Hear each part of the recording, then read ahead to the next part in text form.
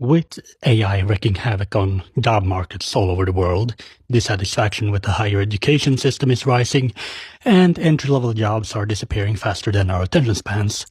I thought, this reminds me of something I read, specifically in this book, The Wandering Scholars by Helen Waddell. Yes, it is from 1928, and yes, it is about medieval Latin poetry, but it is more relevant than it seems. Hear me out. So, we think of the Middle Ages as a dark period, right? Pestilence, disease, poverty, mud, peasants, whatever. But it was also a time of great learning. This was the period of the great Chartres Cathedral School with its beautiful illuminated windows. This was the time of the establishment of Paris University. And it was a time of the growth of cities in Europe. And people started moving to the cities in pursuit of work and opportunity. However, in general, estates and titles were inherited by the firstborn children or the firstborn sons. This meant that younger children often had to mend for themselves to a higher degree, and the universities were the way up. A degree in law or theology was seen as a way to get a cushy job in the church clergy eventually.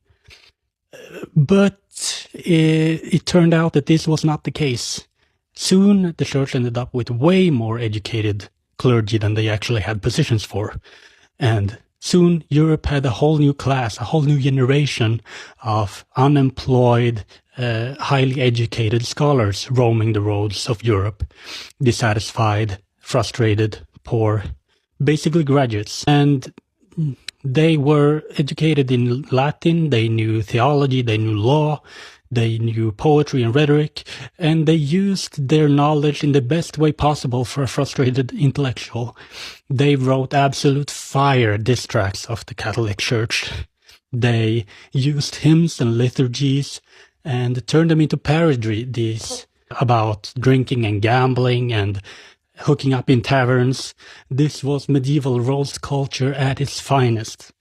And they wrote some absolute bangers, like the O Fortuna from Cabina Murana, which was a collection of Goliard, which they were called, poems and songs, or one of my favorites, In Taberna Quando Sumus, which is basically 50 cents in the club, but for the 13th century.